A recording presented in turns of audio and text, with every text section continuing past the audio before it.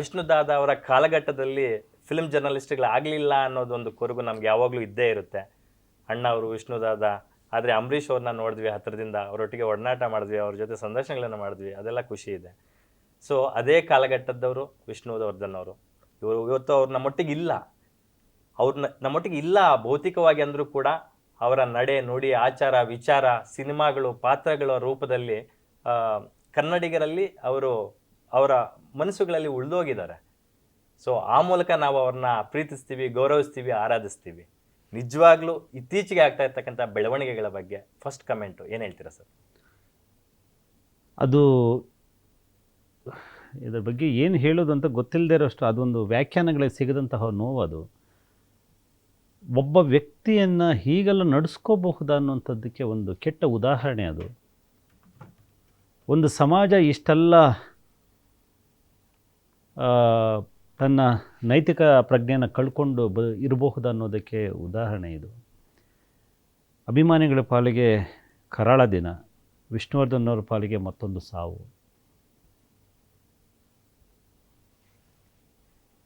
ನನಗೆ ಇವತ್ತಿಗೂ ಜೀರ್ಣಿಸ್ಕೊಳಕ್ಕಾಗ್ತಿಲ್ಲ.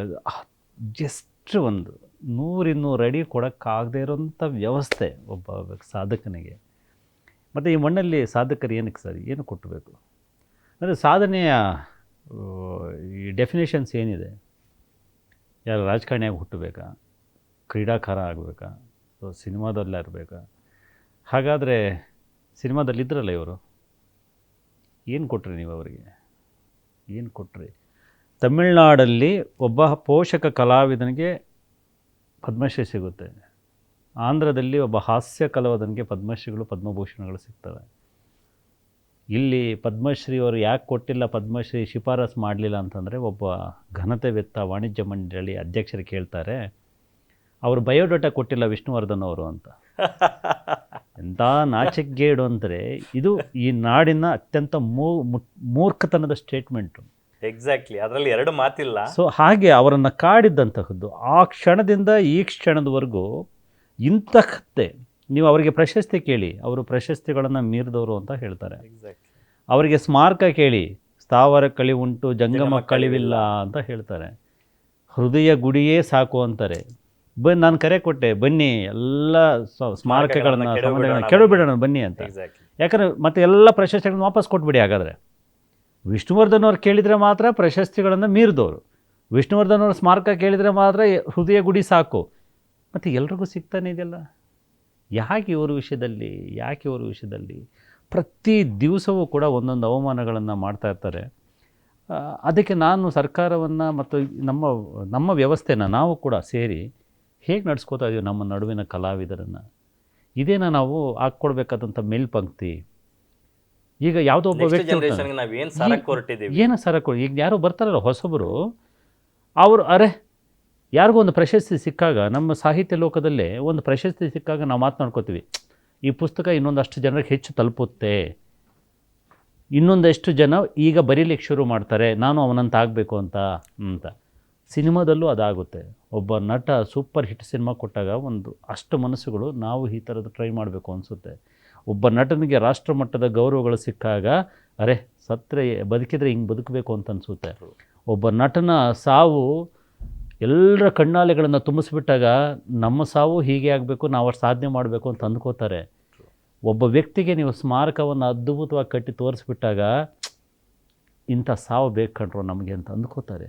ನೀವು ಯಾವುದೂ ಇಲ್ದಂಗೆ ಮಾಡಿಬಿಟ್ರೆ ಒಬ್ಬ ಸಾಧಕನನ್ನು, ಒಬ್ಬ ವಿಷ್ಣುವರ್ಧನಂಥ ಮೇರು ಕಲಾವಿದನನ್ನು, ಎಂಥ ಅಭಿನಯ. ಸುಹಾಸನೆ ಹೇಳ್ತಾರೆ, ಒಬ್ಬ ಕಮಲಾಸನ್ನು ಒಬ್ಬ ರಜನಿಕಾಂತ ಸೇರಿಸಿದರೆ ಒಬ್ಬ ವಿಷ್ಣುವರ್ಧನ್ ಅಂತ ಹೇಳ್ತಾರೆ.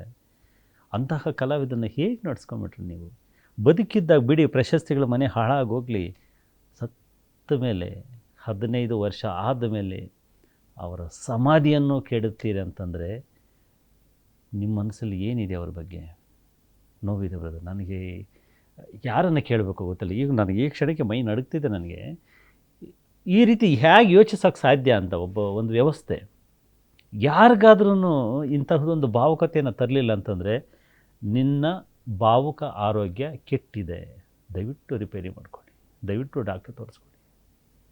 ಇಂಥದ್ದಕ್ಕೆ ನಿನ್ನ ಕಣ್ಣಾಲೆಗಳು ತುಂಬ್ತಲ್ಲ ಅಂತಂದರೆ ನೀನು ಮನುಷ್ಯತ್ವದಿಂದ ತುಂಬ ದೂರ ಹೋಗ್ಬಿಟ್ಟಿದ್ಯಾ ಅಂತ.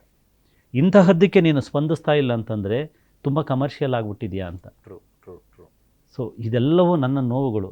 ಈ ನನ್ನ ನೋವುಗಳು ಅಸಂಖ್ಯಾತ, ನಿಮ್ಮನ್ನು ಸೇರಿದಂತೆ ಅಸಂಖ್ಯಾತರ ನೋವುಗಳು, ಕನ್ನಡಿಗರ ನೋವುಗಳು.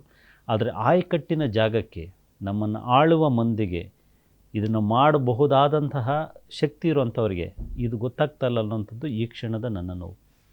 ಎಕ್ಸಾಕ್ಟ್ಲಿ. ಇದು ಒಂಥರ ಓಪನ್ ಸೀಕ್ರೆಟ್, ಎಲ್ಲರಿಗೂ ಗೊತ್ತು. ಎಲ್ಲ ಜಾಣ ಕುರುಡ್ರು. ಎಕ್ಸಾಕ್ಟ್ಲಿ, ರೈಟ್ ವರ್ಡ್, ಕಿವುಡ್ರು, ರೈಟ್ ವರ್ಡ್. ಎಲ್ರಿಗೂ ಗೊತ್ತು, ಜಾಣ ಮೂಗುರು. ನಮ್ಗೆ ಯಾಕೆ ಅನ್ನೋಂತಹ ಮನೋಭಾವ ಎಲ್ಲರಲ್ಲೂ ಇದೆ.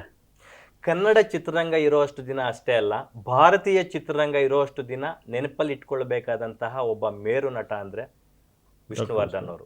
ಈಗೆಲ್ಲ ಪ್ಯಾನ್ ಇಂಡಿಯಾ ಟ್ರೆಂಡ್ ಶುರುವಾಗಿದೆ. 80ಸಲ್ಲೇ ಪಂಚಭಾಷಾ ತಾರಾ ಆತ. ಕನ್ನಡದ ಜೊತೆಗೆ ತಮಿಳಿಗೆ ಹೋಗ್ತಾರೆ, ಮಲಯಾಳಂ ಮಾಡ್ತಾರೆ, ತೆಲುಗು ಮಾಡ್ತಾರೆ, ಹಿಂದಿ ಕೂಡ ಮಾಡ್ತಾರೆ.